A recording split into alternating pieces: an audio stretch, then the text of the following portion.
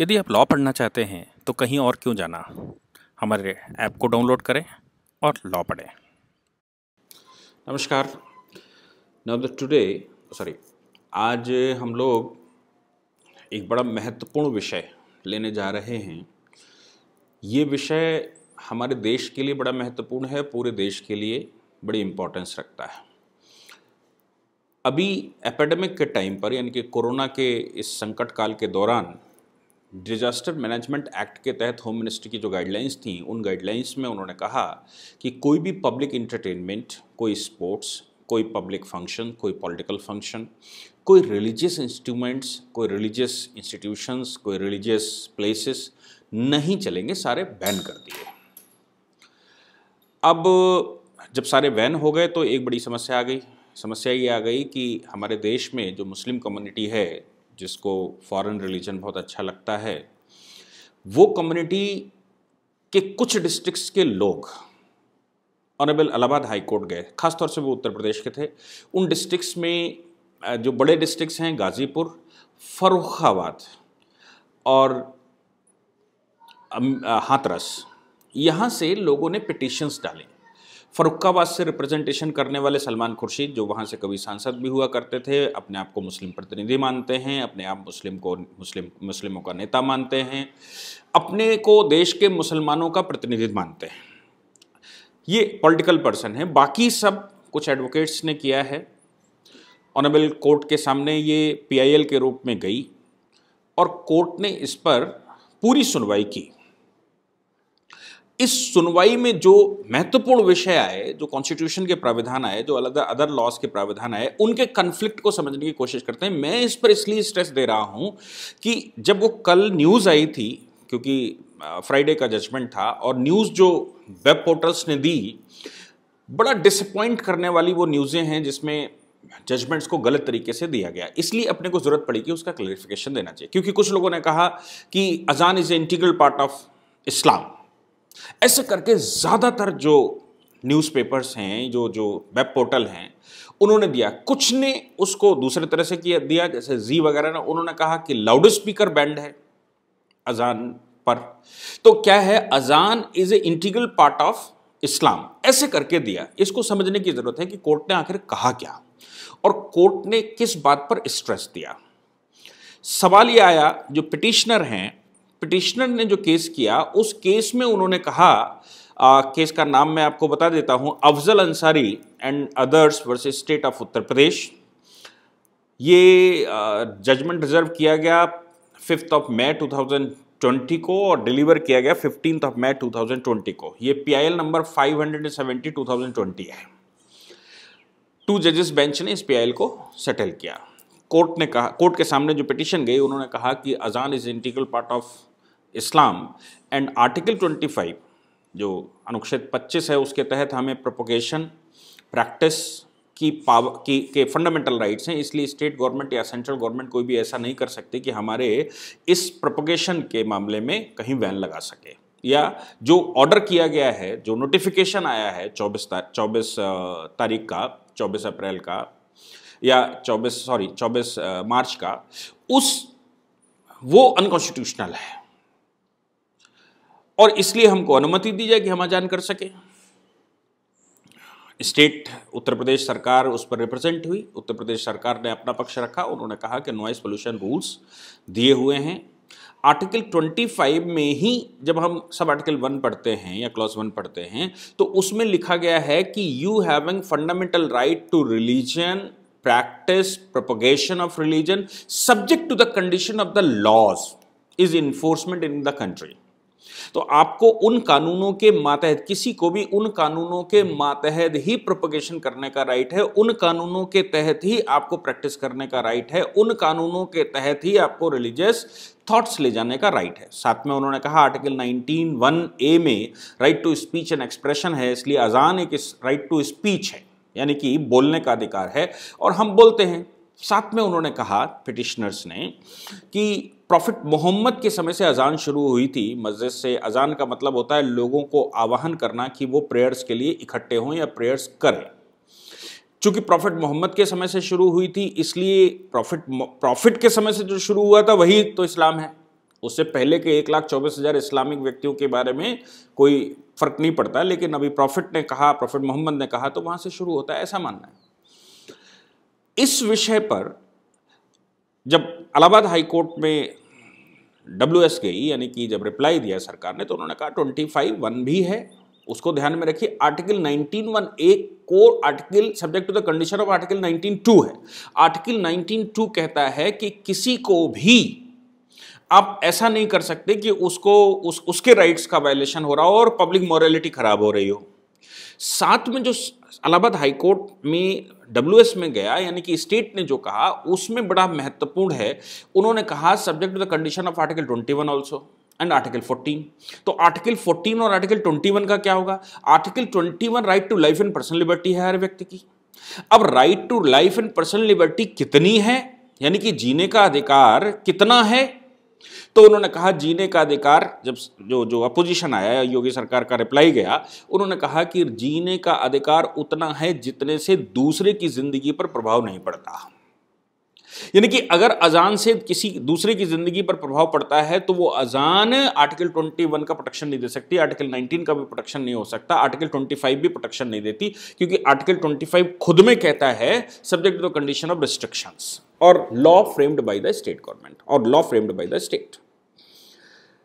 बात आगे बढ़ी तो इलाहाबाद हाईकोर्ट ने अपने जजमेंट में जो साइटेशन दिया, उन्होंने कहा कि देखिए, एक तो बात यह है कि नॉइस पोल्यूशन रूल्स 2005 के rule number 4, rule number 5, rule number 5A, rule number 6, इसको उन्होंने साइट किया।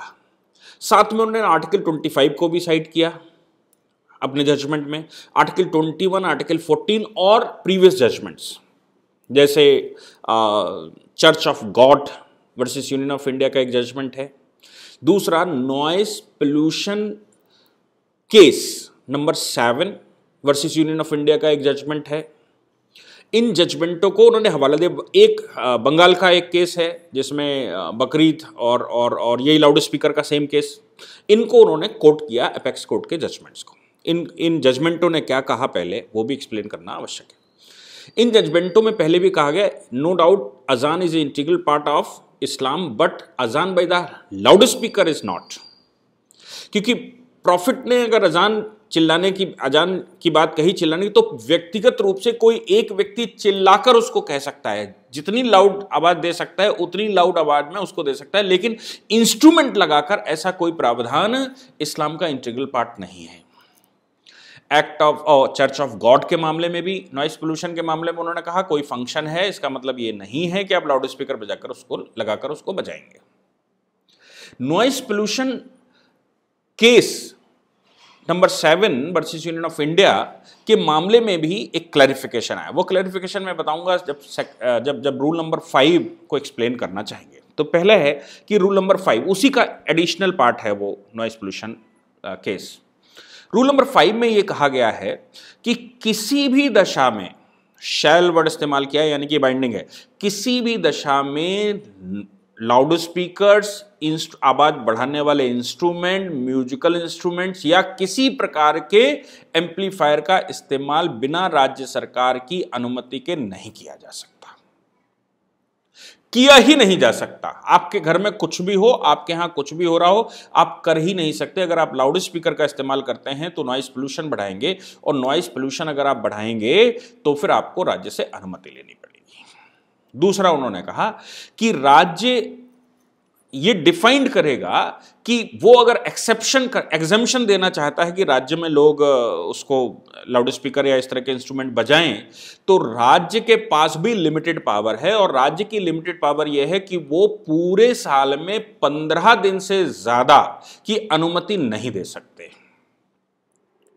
मतलब 15 दिन से ज्यादा पूरे साल में अनुमति देने की राइट ही नहीं, यानी कि हम ऑन एन एवरेज मान लें तो महीने में 1 दिन, और वो 1 दिन उनको स्पेसिफाई करना पड़ेगा पहले से कि वो कौन से दिन को एग्जम्पशन देते हैं। तीसरी बात उन्होंने कहा कि रात में 10 बजे से सुबह 6 बजे तक अनुमति भी नहीं दी जा सकती।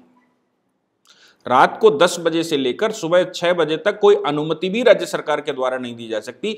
अगर एक्सेप्शनल सर्कमस्टांसेस में अनुमति देनी हो तो वो रात के 10 बजे से 12 बजे तक अनुमति दी जा सकती है। किसी के घर में फंक्शन है, किसी के यहां वो है, वो भी अनुमति वैसे दी जाएगी कि वो बंद ऑडिटोरियम में काम करेगा, यानी कि उसका जो फंक्शन हॉल है, उसकी जो प्लेसेस हैं, वो बंद कमरे में, वो चारों ओर से बंद होना चाहिए, उसकी आवाज बाहर नहीं जाए, उतनी अनुमति 10 से 12 बजे तक दी जा सकती है। वो पब्लिक हॉर्न नहीं लगा सकता। ये रूल नंबर 5 में है। रूल नंबर 5 में ही उन्होंने कहा कि देखिए, अगर राज्य सरकार किसी को अनुमति देती है तो वो अनुमति देते समय उसको जस्टिफाई करेगा कि कौन सा अधिकारी अथराइज्ड है राज्य सरकार के द्वारा, उसी अधिकारी के द्वारा अनुमति दी गई है क्या। ऐसा नहीं है कि आप एसएचओ के पास गए और आपने वो एप्लीकेशन दी और वो आपके जानकार थे, उन्होंने ठप्पा लगाया और दे दिया। नहीं, डिस्ट्रिक्ट में कोई एक अधिकारी स्पेसिफाई किया जाएगा जिसके द्वारा अनुमति दी जाएगी। अब इतनी बात हो गई तो राज्य सरकार अनुमति देगी तो राज्य सरकार भी अपने हिसाब से अनुमति देगी। अब बंगाल की सरकार देगी तो अनुमति कैसी देगी हम समझ सकते हैं। अब दिल्ली की सरकार अगर अनुमति देगी तो कैसे देगी, केरला की सरकार अनुमति देगी तो किसको देगी। ये कोई एनालिसिस का पॉइंट नहीं है। सारा देश जानता है कि ये किस प्रकार के लोग हैं और किस प्रकार की अनुमतियां देंगे। ये कांग्रेस की सरकारें जहां होंगी वो किस प्रकार की अनुमति देंगे। इस विषय पर जब नॉइस पोल्यूशन केस आया, नॉइस पोल्यूशन केस बहुत सारे हैं, उसको नॉइस पोल्यूशन केस नंबर 7 इसको कहें, तो नॉइस पोल्यूशन केस नंबर 7 में जो कोर्ट ने कहा, सुप्रीम कोर्ट का जो जजमेंट है, सुप्रीम कोर्ट ने उसमें साफ कहा कि देखिए, राज्य सरकार को पहले से कैलेंडर जारी करना पड़ेगा। ऐसा नहीं है कि राज्य सरकार उस समय एट इंस्टेंट अनुमति देगी। राज्य सरकार को पहले कैलेंडर जारी करना पड़ेगा और कैलेंडर जारी करने के बाद, मतलब पहले ही से पूरे साल में बता देंगे कि 15 दिन कौन से जो है वो दिन में सुबह 6 बजे से लेकर और शाम को 10 बजे तक लाउड स्पीकर या चल सकते हैं। उसमें भी रूल नंबर 5 में, नॉइस पोल्यूशन रूल में ऑलरेडी उन्होंने कहा हुआ है कितने डीबी, 10 डीबी से लेकर 70 डीबी तक कौन कौन से एरिया में, वो पहले से स्पेसिफाई करना पड़ेगा। और उसी में ये कहा गया है कि देखिए 5A जब एडिशनल आया तो उसमें ये कहा गया है कि रेजिडेंशियल एरिया या साइलेंस जोन में कुछ भी नहीं किया जा सकता। यानी कि ये सारी अनुमतियां जो है वो पब्लिक प्लेसेस की हैं, वो प्लेसेस हैं जहां पर इस तरह की एक्टिविटी चलती हैं, ग्राउंड्स में चलती हैं। लेकिन जो रेजिडेंशियल एरिया है, जो पब्लिक एरिया है, उनमें कुछ भी नहीं हो सकता। उनके लिए आपको अलग से स्पेसिफाइड अनुमति लानी पड़ती है। इसलिए जब नॉइस पोल्यूशन केस 2005 यानी कि केस नंबर 7 ऑफ 2005 में जजमेंट किया तो उन्होंने कहा कि राज्य सरकार को पहले से स्पेसिफाई करना पड़ेगा, यानी कि पूरे साल का कैलेंडर जारी करना पड़ेगा, कौन से 15 दिन वो एग्जम्पशन दे रहे हैं, या वो 10 दिन एग्जम्पशन के ऑलरेडी पब्लिश करते हैं और 5 दिन एग्जम्पशन के अपने पास रिजर्व रखें कि कब कब वो एग्जम्पशन दे सकते हैं लाउड स्पीकर या इन चीजों को चलाने का। आगे इसी जजमेंट में उन्होंने कहा कि ये और रूल नंबर 5 में भी कहा कि देखिए, ये जो हम आपको कवर कर रहे हैं, ये कौन कौन सी चीजें ऐसी हैं जो इसमें कवर होती हैं। उसमें उन्होंने कहा कि देखिए, ये चीजें कवर होती हैं जिनमें एग्जम्पशन दिया जा रहा है, वो हैं कोई रिलीजियस फंक्शन, कोई स्टेट फंक्शन, कोई नेशनल फंक्शंस, कोई फेस्टिव फंक्शंस। इस तरह से आपको कैलेंडर जारी करना पड़ेगा। अब उन्होंने नेशनल फंक्शंस में बताया कौन कौन से आते हैं, या फेस्टिव फंक्शंस में बताया फेस्टिव ओकेशंस कौन कौन से हैं। उसी में उसने बताया कि देखिए, नेशनल फंक्शन, स्टेट फंक्शन, ये फेस्टिव हैं, Republic day, independent day, state day, या सेंट्रल गवर्नमेंट या स्टेट गवर्नमेंट के द्वारा पहले से नोटिफाइड कुछ डेज है, उन डेज, वो डेज भी इन 15 दिन में शामिल हैं। यानी कि जो आपके नेशनल हॉलीडेज हैं, जिनको आप कहते हैं कि ये 15 अगस्त है, ये 26 जनवरी है, ये 2 अक्टूबर है, ये स्टेट डे है, ये दिन भी इन 15 दिन में ही शामिल हैं। तो जो आपको रिलीजियस मिलता है वो केवल 2-3 दिन का आपको गैप मिलेगा, जिनमें आप होली कवर कर सकते हैं, दिवाली कवर कर सकते हैं, ईद कवर कर सकते हैं, आप उसमें कवर करना चाहें तो क्रिसमस कवर कर सकते हैं, या स्टेट में कोई बड़ा त्यौहार मनाया जाता है। अलग अलग स्टेटों में कहीं नवरात्रे बहुत अच्छे से मनाया जाता है, कहीं गणेश विसर्जन बहुत अच्छे से मनाया जाता है, तो वो राज्य अपने यहाँ तय करेगा कि हमारे यहाँ के ये 4-5 जो उनके पास स्पेस है, इन 4-5 फंक्शंस में हमारे यहाँ कौन से फंक्शंस हैं, उन फंक्शंस में सुबह 6 बजे से लेकर रात के 10 बजे तक ही अनुमति दी जा सकती है, उससे ज्यादा अनुमति नहीं दी जा सकती। और उस अनुमति में यह भी बताया जाएगा कि कितना हॉर्न बजा सकते हो, कितना लाउड स्पीकर बजा सकते हो। कोर्ट ने इन बातों को कंसीडर किया और कोर्ट ने कहा कि देखिए, जब आप लाउड स्पीकर बजाकर अजान करते हैं तो वो पड़ोस में रहने वाले लोगों के आर्टिकल 21 का उल्लंघन होता है। That right is more powerful than the religious right. आपको जो संप्रदाय का प्रोपोगेशन करने का राइट है, उससे बहुत बड़ा अधिकार right to life and personal liberty है। इसलिए right to life and personal liberty article 19, article 14 का उल्लंघन माना जाएगा। Article 25 is not a absolute right. Article 25 में जो रिलीजन का राइट है वो एब्सोल्यूट राइट नहीं है, वो पर्सनलाइज राइट है and subject to the condition of the rules and regulations and law framed by the state government है और बाय द सेंट्रल गवर्नमेंट है। क्या कहना चाहते हैं? Right to life and personal liberty, आप आर्टिकल 25, जब हम डॉक्टर अंबेडकर की डिबेट भी पढ़ते हैं कॉन्स्टिट्यूशन में, तब उन्होंने भी कहा कि देखिए, आर्टिकल 25 सामुदायिक राइट नहीं देता, आर्टिकल 25 आपको पर्सनल राइट देता है कि आप क्या प्रोपगेशन अपने करना चाहते हैं, आप कैसे नमाज पढ़ना चाहते हैं, आप कैसे पूजा पद्धति करना चाहते हैं, आप प्रैक्टिस क्या करना चाहते हैं, लेटकर, बैठकर, खड़े होकर, सर के बल खड़े होकर, एक पैर पे खड़े होकर, दोनों पैरों पर खड़े होकर, हाथ के बल खड़े होकर कैसे करना चाहते हैं। हिंदू समाज में हम जाएंगे तो हमको बहुत सारे विभिन्न प्रकार की प्रैक्टिस करते मिलेंगे। इसलिए वो प्रैक्टिस अगर कोई इस्लामिक पर्सन करता है तो वो भी अलाउड है, वो प्रैक्टिस कोई क्रिश्चियन करता है तो वो भी अलाउड है, कोई और भी करता है तो वो भी अलाउड है। इसलिए ये जो प्रैक्टिसेस हैं, ये प्रैक्टिस एंड प्रोसीजर और प्रोपोगेशन का मतलब ये नहीं है कि आप दूसरों को कन्विंस करेंगे। प्रोपोगेशन का मतलब है कि आप कैसे उसको बोलेंगे, कैसे उसका उच्चारण करेंगे और किस दशा में नाच कर, गाकर कैसे करना चाहते हैं। आप भरतनाट्यम करके पूजा करना चाहते हैं या आप कुचिपुड़ी करके पूजा करना चाहते हैं, आप नाच गाकर पूजा करना चाहते हैं या कैसे, ये पर्सनल राइट है, ये कोई सामुदायिक राइट नहीं है कि आप उसको प्रोपोगेशन करेंगे, इकट्ठे होएंगे और इकट्ठे होने के बाद आप देश के विरुद्ध काम करेंगे। आर्टिकल 19(1) में आपको पावर दी राइट टू एसोसिएशन, लेकिन राइट टू एसोसिएशन का मतलब ये बिल्कुल नहीं है राइट, उसकी रिस्ट्रिक्शंस जो दी हुई हैं आर्टिकल 19, 2, 3, 4, 5 में, वो रिस्ट्रिक्शन साथ में, और उसने कहा है कि पब्लिक मॉरलिटी भंग नहीं होनी चाहिए, आपकी एसोसिएशन भी ऐसी नहीं होनी चाहिए जो लॉ के खिलाफ हो, आपका इकट्ठा होना भी ऐसा नहीं हो सकता जो कि कानून अनुमति न देता हो। ये सारी चीजों को ध्यान में रखते हुए ऑनरेबल इलाहाबाद हाई कोर्ट ने कहा, no doubt I am accepting this principle that the azaan is a part of Islam और integral part of Islam, but azaan by the loud speaker is not. मैं फिर से कहता हूं, अजान जो है वो आपका प्रैक्टिस का हिस्सा है कि कोई भी व्यक्ति अपने मुख से जितनी तेज चिल्लाना चाहे उतनी तेज चिल्लाकर और वॉइस करके, लेकिन उसकी भी लिमिट है कुछ कि इतनी, इससे ज्यादा तेज नहीं चिल्ला सकता, वो अजान कर सकता है मस्जिद के अंदर से, लेकिन वो इंस्ट्रूमेंट लगाकर अजान करेगा ऐसा कोई इस्लामिक कैरेक्टर नहीं है। इसलिए सरकार का जो 24 मार्च का नोटिफिकेशन है, that notification is not against article 21, that notification is not against the fundamental rights, that notification is valid.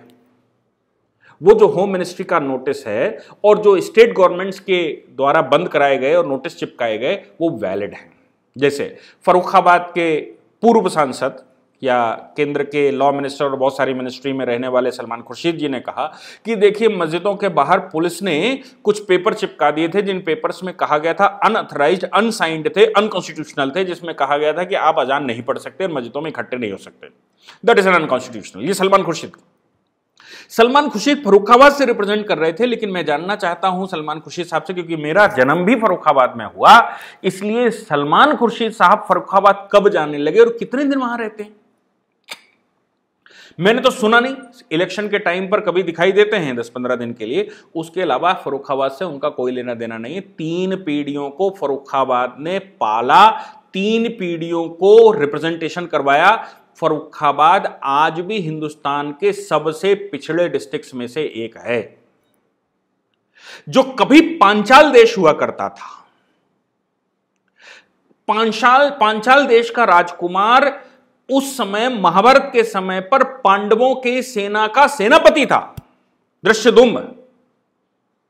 जिन मुगलों के समय पर जहां टकसालें हुआ करती थी, उससे पहले जिसको द्वितीय उत्तरकाशी कहा जाता था, जहां गंगा जी के बड़े मेले लगते हैं, गंगा जहां सबसे पवित्र मानी जाती है, और ऐसा माना जाता है कि फर्रुखाबाद में रामनगरिया का स्नान अगर किसी ने कर लिया तो उसके जन्म जन्मांतर तर जाते हैं।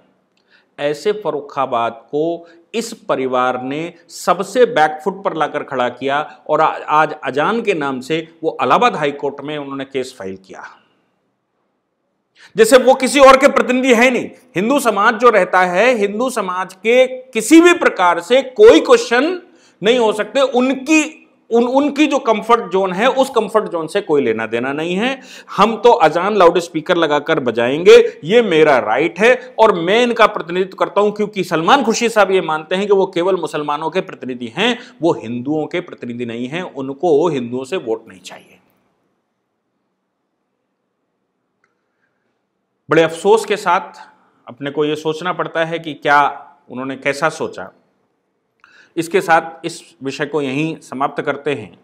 आगे इसमें बहुत सारे और भी विषय हैं, इसी प्रकार के बहुत सारे जजमेंट्स हैं जिनको एक एक करके समय करके हम बताते रहेंगे। दूसरा, आप जो ऐप जिन लोगों ने डाउनलोड कर रखा है, वो इन्फॉर्मेशन जिन्होंने वो किया है, सब्सक्रिप्शन लिया है, वो कृपया करके हमको मेल और कर दिया करें कि उन्होंने सब्सक्रिप्शन लिया है तो अच्छा हो जाएगा। अपनी पूरी डिटेल अलग से मेल कर दें तो यहाँ से मैं कम्युनिकेशन बनाने में सफल हो जाऊंगा, उनके साथ कम्युनिकेट कर लूँगा। ऐप के थ्रू कम्युनिकेशन आता है तो जो बल्क में लोग आते हैं उस पर, बहुत हज़ारों लोग उस पर उसको डाउनलोड करते हैं, इसलिए ये स्पेसिफाई करना थोड़ा मुश्किल हो जाता है किसने पेड सब्सक्रिप्शन लिया। तो जो लोग भी पेड सब्सक्रिप्शन लिए हुए हैं, जिन्होंने पेमेंट डाला हुआ है, वो अपनी डिटेल हमको मेल कर देंगे तो फिर अपने को आसान हो जाएगा कि हम उनसे कम्युनिकेट कर लें। जी नमस्कार। आप जो ऐप जिन लोगों ने डाउनलोड कर रखा है, ऐप के थ्रू कम्युनिकेशन आता है तो जो बल्क में लोग आते हैं उस पर, बहुत हज़ारों लोग उस पर उसको डाउनलोड करते हैं, इसलिए ये स्पेसिफाई करना थोड़ा मुश्किल हो जाता है किसने पेड सब्सक्रिप्शन लिया। तो जो लोग भी पेड सब्सक्रिप्शन लिए हुए हैं, जिन्होंने पेमेंट डाला हुआ है, वो अपनी डिटेल हमको मेल कर देंगे तो फिर अपने को आसान हो जाएगा कि हम उनसे कम्युनिकेट कर लें।